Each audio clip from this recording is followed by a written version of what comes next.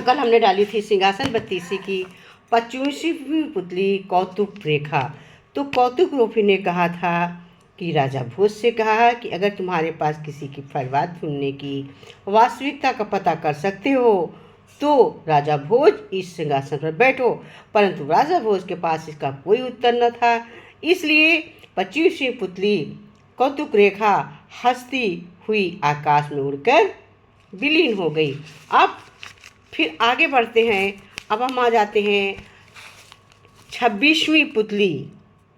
26वीं पुतली क्या है? विद्यावती। तो अब देखें भाई 26वीं पुतली विद्यावती क्या बोलती हैं।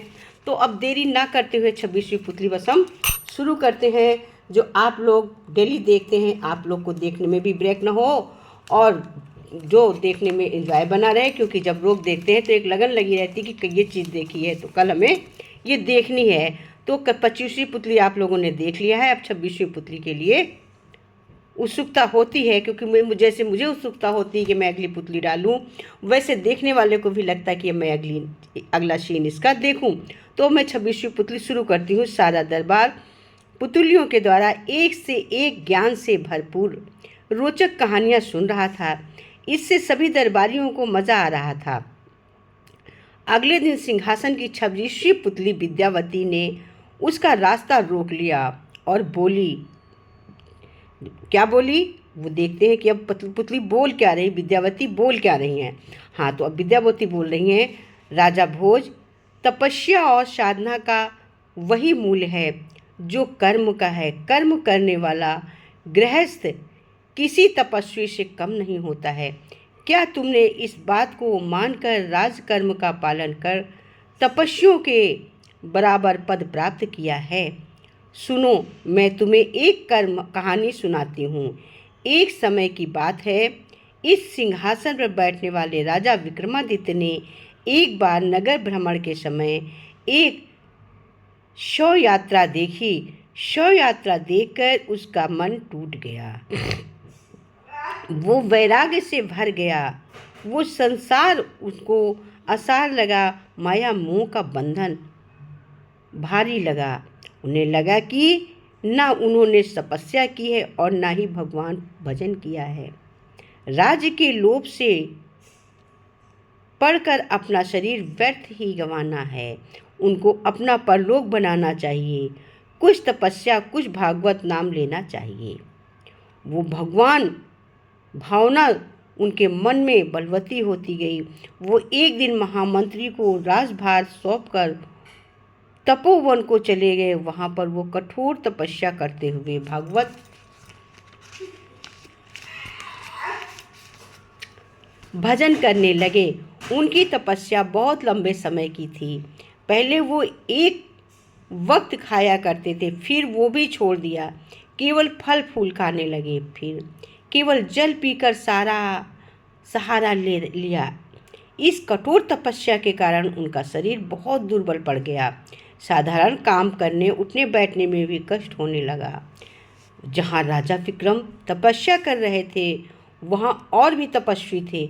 वे सब नाना प्रकार से अपनी अपनी तपस्या कर रहे थे। कोई एक पैर खड़ा था तो कोई किसी ने एक हाथ उठा रखा था, कोई कांटों पर लेटा था तो किसी ने अपना सर गर्दन तक बालू से दबा रखा था। आसपास के वातावरण में सर्वत्र भगवत नाम की धूम थी। विक्रम ने कुछ समय बाद जल का भी त्याग कर दिया। अब वो निराहार तपस्या करने लगा। इस कारण उसका शरीर और कमज़ोर हो गया। अब राजा का शरीर तो विक्रम को बहुत कमज़ोर हो गया। अब आगे देखो क्या होता है। फिर आगे राजा विक्रम की दशा इस प्रकार हो गई कि उसको पहचानना मुश्किल हो रहा था। उनको देखकर कोई ये नहीं कह सकता था कि वही महाप्रतापी विक्रम है। वो एकदम साधारण व्यक्ति के रूप में कृशकाय हो रहे थे। राजा विक्रम के समीप ही तपस्या करने वाले एक तपस्वी ने योग बल से जान लिया कि वो राजा विक्रम हैं। उसने पूछा, राजन, इतनी कठोर तपस्या क्यों कर रहे हो? विक्रम ने कहा, मुक्ति के लिए, कुछ तो परलोक सुधार कर पाऊं। तपस्वी बोला, राजन, तपस्या करना राजाओं का कार्य नहीं है, उन्हें अपना राजकाज देखना चाहिए। विक्रम ने कहा, भगवान, ये सब मायाजाल है और मैं इसी के छुटकारा पाना चाहता हूँ। विक्रम का शरीर और दुर्बल पड़ गया। तो शरीर बहुत दुर्बल हो गया। फिर क्या? फिर आगे फिर भी वो तपस्या को छोड़ नहीं रहे थे। राजा विक्रम एक दिन उसी प्रकार तपस्या करते करते बेहोश होकर गिर पड़े। काफ़ी समय बाद उनको चेतना लौटी, होश लौटा, होश में आए। तब ये देखकर तपस्वी बोला, राजन, कर्म और तपस्या से आप क्या अंतर मानते हो? विक्रम ने कहा, कर्म का स्थान अलग है और तपस्या का अलग है। तपस्वी बोला, ये नहीं राजन, दोनों का मूल्य अपने स्थान पर एक है। कर्म के द्वारा भी मनुष्य अपना परलोक बना सकता है। राजा विक्रम देखता रह गया। तपस्वी मुस्कुराया, राजन, मनुष्य अपने अच्छे कर्म करके भी परलोक बना सकता है। तपस्या की तुम्हें क्या आवश्यकता है? फिर भी तपस्वी ने अपने योग बल से राज विक्रम के सामने यमलोक का दृश्य उपस्थित किया। यमराज अपने दूतों से पूछ रहे हैं, इनके कर्म कैसे थे? इनका लेखा चित्रगुप्त के पास होगा।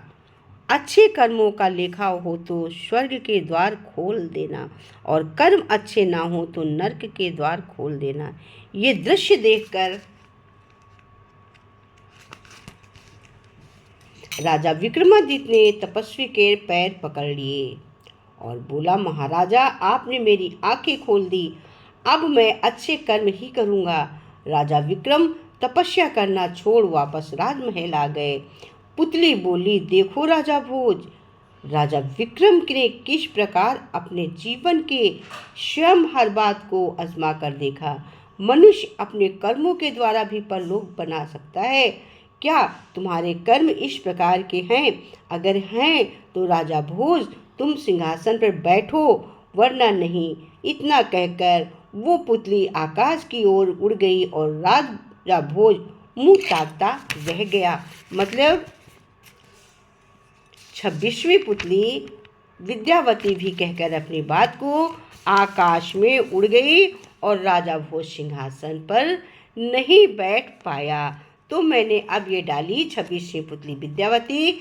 आप सभी लोग देखिएगा, लाइक सब्सक्राइब करिएगा। जिसने सब्सक्राइब कर रखा है तो लाइक करिएगा, देखिएगा, वरना जिसने नहीं देख कर रखी है, हमारी पुतलियाँ आपको अच्छी लगे या न्यू देख रहा है कोई, तो यहीं पर से आप हमारी पुतली को, सिंहासनवती की पुतली को सब्सक्राइब करिएगा, क्योंकि बहुत अच्छी है। देखिए किस तरह से इस पुतली में, विद्यावती में, किस तरह से राजा विक्रमादित्य ने तपस्या की। फिर उसको मुनि ने बताया वहाँ कि केवल साधना करना, केवल पूजा करना ही कर्म नहीं है। राजा हो तो राजा बनकर अच्छे कर्म करो। जब हम राजा बनकर अच्छे कर्म करेंगे, वो भी तो हमारी तपस्या है। हम अपने कार्य को भी तो करें। हमें जिसको जो कार्य दिया गया है वो कार्य करना भी तो अनिवार्य है। जब हम अपने कार्य को सुचारू रूप से, अच्छे रूप से करते हैं, वो भी तो एक तपस्या है। मेरा कर्म भी तपस्या है। अच्छे कर्म बहुत बड़ी तपस्या है, बहुत बड़ी साधना है। सर्वोत्तम सन्यासी वही होता है जो गृहस्थ सन्यासी होता है। गृहस्थ में रहकर सन्यास को धारण करे, गृहस्थ में रहकर सन्यासी का जीवन जिए और सारे गृहस्थ के कार्य निपटाए। उसी तरह से राजा वाकई में वो राजा है जो राजा बनकर भी सत्कर्म करे, अच्छे कर्मों पे चलकर राज्य करे। अब हम आज का इतना ही। कल मिलते हैं 27वीं पुतली जय ज्योति के साथ। तब तक कि इतना ही। देखिएगा, लाइक सब्सक्राइब पर मोर।